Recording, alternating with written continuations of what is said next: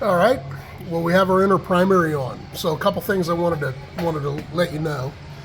We have our little breather nipple on that actually mists oil from here down on the primary chain when the primary chain's on, and there is an adjustment of how much oil you allow to come out here on the other side of the engine. We have these all put together and bolted back on.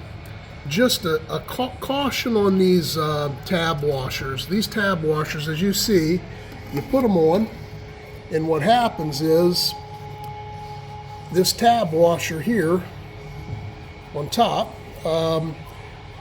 can't spin because it'll hit against here and it'll hit against here, and you bend one of these two tabs over on the flat of your head of your bolt, and if that ever loosens up, it can't come undone because this tab will keep it from spinning out.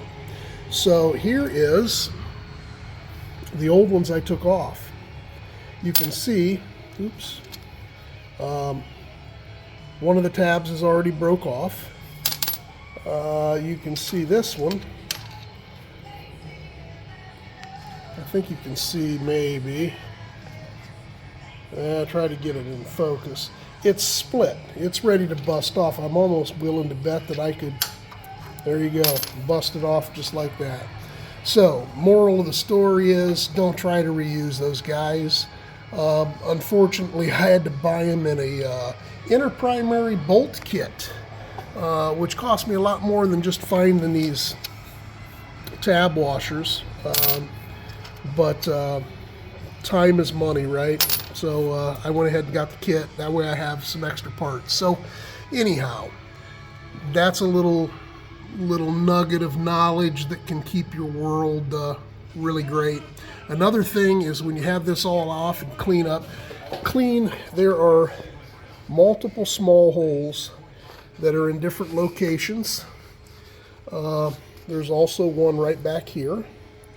What those are is once we bolt on the drive sprocket, motor sprocket, there's a grease fitting that sets right in here that you can grease through your outer primary right here, and what happens is you fill this with grease, it comes out these small holes here and greases the necessary things that need to be greased. So when you clean it up, take a little, maybe a torch tip cleaner or something where you're not, messing up the metal, but clean those things out, get everything clean in here, etc. So that's another little tip. Another tip, when the inner primary was off, I checked all my leaks around here and my seals. You can see there's another tab washer here that is bent over there and bent over right here to keep this from backing out. What else? I'm going to be replacing, this is a cork gasket, which is what they used back in the day. I don't know if, and I might keep with a cork gasket, but I did buy a couple of rubber, Gems is who made them, but they make different rubber gaskets for your nut that holds your primary basket on, your clutch basket. So there's a couple things you can do there.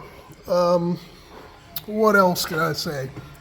This bolt here, this bolt right here has a bolt comes through on the back, has a washer then on the front, a spring, and then your nut, and this has a hole through the actual bolt where I'll use oh,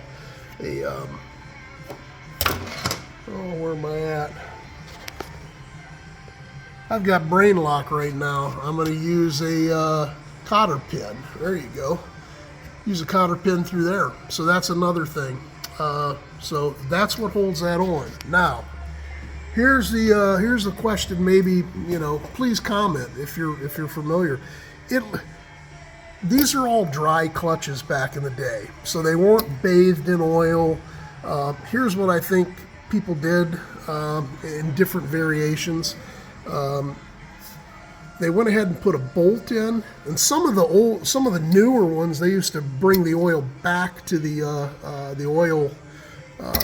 Kind of went in stages where it was a total loss system as far as the primary chain oiling. Then they started to, I think somewhere in here, they started to bring that oil back, but they ran this oil back to the engine, and guys didn't like that because it wasn't filtered, and they kind of did away with that.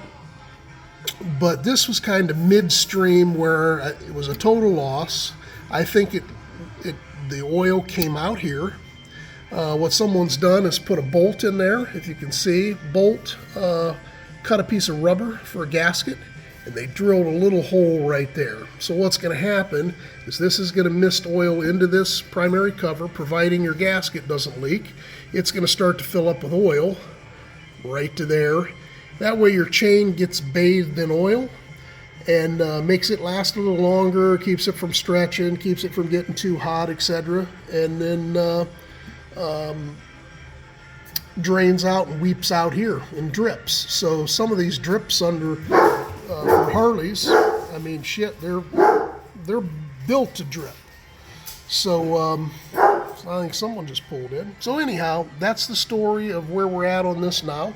And what I'm going to do now is I'm going to put my sprocket on here, my clutch basket, and we'll be back and tell you a little bit about that at a later date.